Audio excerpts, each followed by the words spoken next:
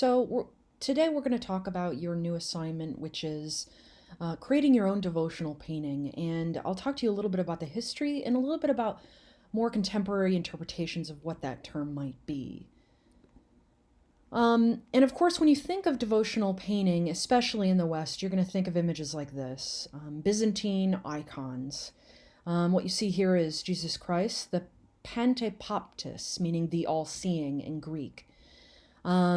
Devotional painting generally encapsulates something that might be a fairly small religious painting. It's generally used for private worship versus an altarpiece that's intended for a more public display. Prints and sculptures can also be considered devotional images, of course. Icon, or icon, I-K-O-N, is derived from the Greek, meaning image or resemblance. It's a religious work of art, usually in a painted form. You'll see this often in Eastern Orthodox churches, Oriental Orthodoxy, the Roman Catholic Church, and of course Eastern Catholic churches. And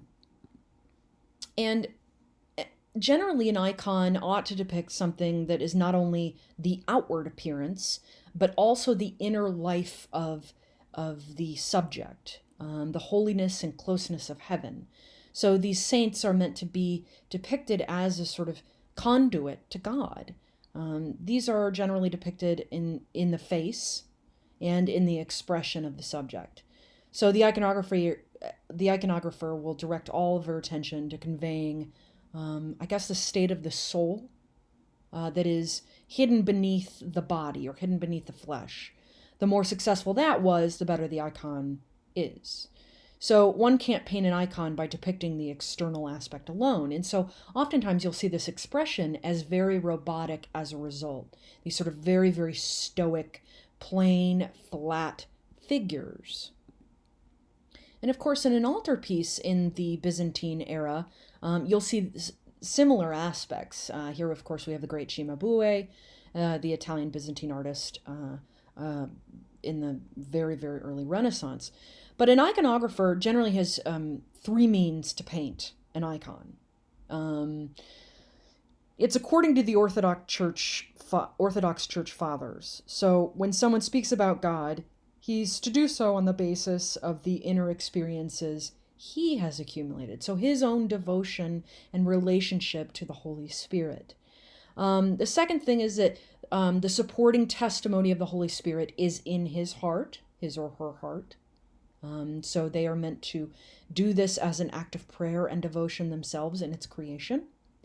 And then, of course, three, the documented experiences of the church tradition. So the sort of orthodoxy of the ideology of the church. So it's generally subject to sort of strict canons and will dictate what the painter can and cannot do.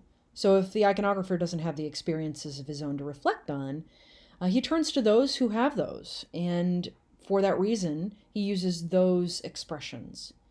So if his experience differs than those that have been handed down by the church, they're not really considered to be authentic. So those who lack personal experience with God will copy models of icons that have been handed down by those who have had those experiences with God, meaning visions of God or speaking with God through prayer. Usually it's a very dynamic practice, and this goes on for quite a while until the icon painter has something new to put of himself into those icons. If the icon doesn't stir any emotions, Christians won't have any dialogue with them. So how they're made. Icons are generally painted on wood panels. Typically they're made of linden or pine wood. Their production is a very long and complicated process in which a layer of linen cloth is soaked in sturgeon glue, the fish, and it's put on a panel. And then a ground is made of chalk mixed with fish glue, and this is gesso. This is a version of gesso. So generally up to about 10 layers of gesso are applied over the cloth, and an outline is incised on the gesso with the point of a needle of the drawing itself. And it's based on an icon manual, typically. The tempera paints are then prepared, and that's mineral pigments with water and then egg yolk added as a binder. The common minerals are cinnabar for reds, ochre or iron oxide for yellows, and lapis lazuli for the blues, which is also known as ultramarine. It's very, very expensive. Those natural minerals will give a kind of transparency to the oil, to the colors themselves. Um, the focus is to create a kind of luminosity in the icons, a sort of effect that they are glowing, that they have a light within. So the light and the dark tones are rendered differently and in different thicknesses, with one layer on top of the other successively. So the white ground will reflect the light falling on its surface back through the semi-transparent tempera. So the effect is often just a sort of bouncing of light. After the painting is done, the icon will be varnished with a boiled linseed oil, or also known as olifa. Russian artists will add amber, typically to their olifa, giving it a yellow kind of tint. The linseed amber varnish will protect the icons from scratches, and it'll give them a very deep tone. After many, many years, generally in a wood-heated church or in a candlelit red corner of what's known as a peasant hut, the varnish will become very, very dark and will obscure the image. So in the early 20th century, we started to clean these, and to clean the old varnish off of the icon surfaces, restorers used fire to soften the olifa, and then they'd put a little alcohol on the surface and then set it on fire. Then the restorer would actually scrape off the varnish to clean the icon. So we continue to see devotional images throughout the ages, especially as the West started to rise in Christianity, and harken back to more sort of classical paradigms of making images. So it's important to reference that devotional imagery is from one corner of the globe to others. So what we see here is a Tibetan Buddhist image of the god Tanka. Here we have a Hindu painting, of course, demons fighting. And you see this as a very, very small miniature executed in ink and watercolor and gold on paper. Here we have a Taoist landscape. They will often depict the virtues of the natural world as examples for man. So I have an accompanying section of the book of Tao Te Ching. Deal with a thing while it is nothing. Keep a thing in order before disorder sets in. A tree that can fill the span of a man's arm grows from a downy tip. A terrace 9 stories high rises from the hoedfulls of earth. A journey of 1,000 miles starts from beneath one's feet. So here we have the scroll itself, executed with ink on paper, and then I've detailed it up so that you can see the surface a little bit better. These are not uncommon. So if we move into the 20th and 21st centuries, we have artists reinterpreting what that notion of the devotion is as we become a much more secular society. Mark Dukes is an African-American artist who appropriates the language of Eastern Orthodox icon painting, but with a much more contemporary bent, especially dealing with images that wrestle with race. So here we have Our Lady and Child of Minstrelsy and Second Amendment Solutions. So this sort of combating notions of racism in America, and then the Second Amendment, holding the right to bear arms. So the parallels of violence in depiction of racist iconography. Mark Dukes heavily uses this appropriated motif in order to explore these very, very heavy and importantly apropos concepts, as both as an artist and a black man existing in the world. Other artists that deal with devotion, Marina Abramovic, of course, in her very famous performance, The Artist is Present, in 2010. She's depicted here staring at her former partner, Ule, in her career retrospective. And so she sat for 8 hours a day, 6 days a week, for darn near 6 weeks. So, well, no, a whole summer, it looks like. She donned herself in this red gown daily, would sit there for the entire period of time, sitting and inviting people to sit across from her, looking like a monk. She is really sort of touching on the performative aspect of a devotional practice that is about meditation, that is about stillness, and that is about the contemplative exchange between two humans in a private, albeit public, but a private, silent conversation. Here we have work by a woman. Actually, I have no idea if it's a woman or a man. Hugh Man, it's a pseudonym, which is a show that they completed called Veiled Intent. They're made with a variety of materials and touch on this sort of Renaissance fixation of drapery, but with a much more ethereal, airy tone that really does speak to the spirit. We can't talk about devotional images and especially contentious images without dealing with the work of Andre Serrano. Andre Serrano is an artist who got into deep trouble with this particular image called Piss Christ to the left, which are images of typically religious icons or religious subjects that he collected himself, submersed in urine, and then photographed in a very ethereal and beautiful way. This image was depicted in a show in Brooklyn called Sensations, I believe, and it was shut down by Mayor Giuliani and became the point of a conversation, a national conversation about the funding of the National Endowment for the Arts. It was heavily censored. He ardently talks about himself as a very faithful Catholic, and these images are meant to be, in his words, an examination of the violence of Christianity. If we think of the crucifixion as an act, it is an instrument of torture, and the body is most likely an incredibly visceral and excruciating shape. So, and this, of course, touches back to Matthias Grunwald's crucifixion done in 1515, which depicts the tortured body of Christ. Here that we have a close-up here on the body of the thorned torso.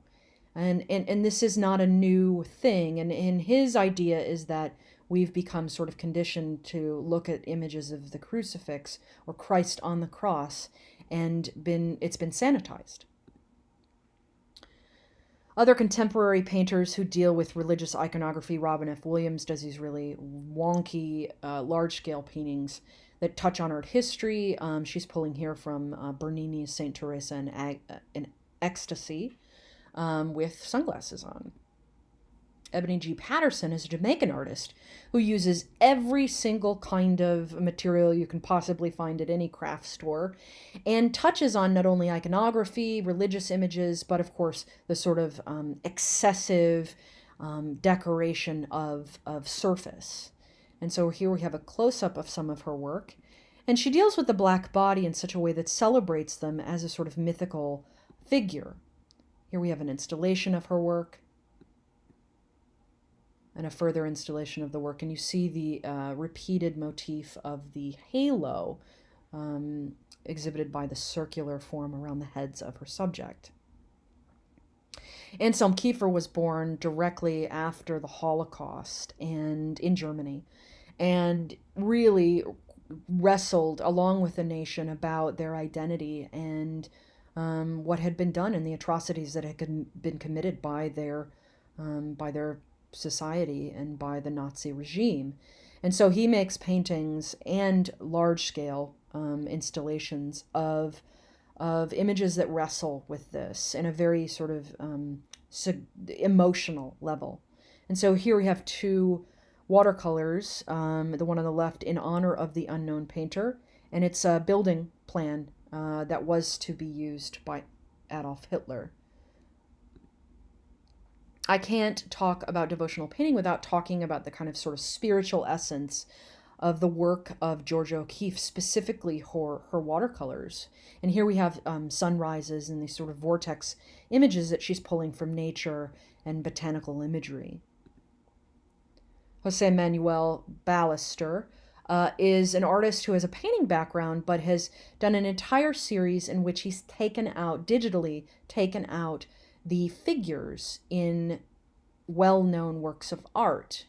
Here we have the Garden of Earthly Delights by Hieronymus Bosch, and then he's taken out all of the figurative elements of the well-known triptych, and then a detail. And so he exhibits the actual prints of those digitally altered images. Vivian Green touches on sort of kind of nondescript spirituality as she pulls from Greco-Roman mythology and well-known sculptural forms. She does a deep dive into the sort of sensuality that those images might touch on. Rakib Shaw is a British artist who does a sort of very maximalist approach to figurative paintings that really do straddle the line between the sort of Christian motif as well as the Hindu miniature, although on a very large scale. So here we have a painting that he's appropriated from Jan Gossart, The Adoration, a detail of what that might look like. And a lot of these are completed with enamel on wood and adorned with all sorts of gilding. Here we have another called The Absence of God. And this is a series that he focused on in which he's asking the question, what would happen if God were not present in our world? Jason Saifi is a Middle Eastern artist who paints very faithfully rugs, Middle Eastern rugs. Some of them are prayer rugs. And he does this in acrylic on paper. You know, you can roll up paper. It's very vulnerable. And this practice is not only meditative in and of itself, but it allows for the meditation on the surface and the action of painting, much as one would devotionally commit themselves to the long, laborious act of prayer, or even, walking a pathway that is a maze to reflect on one's existence with God. These are very beautiful images, and they've gotten very popular in the last couple of years. Michael Reeder is a much more sort of pop focused artist where he's appropriating the language of icon painting and then constructing these sort of 2D, three-dimensional, broken picture plane paintings that touch on these sort of clown-like forms. So, your assignment. If we think about the word devotional, we're going to think about a few things: love, loyalty, enthusiasm for a person, activity, or a cause. It can be a spiritual worship or an observance. It can be simply prayers or religious observances in the traditional sense. So any of those three things could be considered devotional. So your objective is to develop a devotional practice. You're going to create a painting that is, through interpretation and your interpretation, devotional.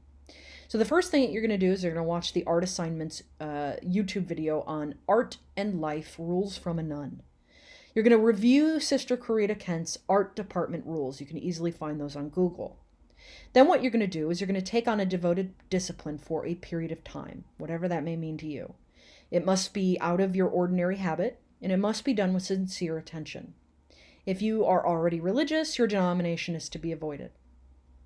I don't want any trite interpretations of what this might be. If you avoid religion, take on a daily practice that is fairly reverent, maybe perhaps spiritual. So maybe do a deep dive into a religion that is unfamiliar to you.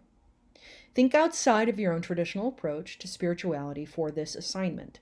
This is not a cultural investigation into religion, however. So devotion means a commitment or dedication to some sort of purpose. So it must be intentional and unusual for you. So you don't have to confront any sort of, major baggage when it comes to what your devotional practice is, if you do have one. So try to make a painting that explores your notion of what devotion is. Make this apparent somehow in your creation. That is your assignment.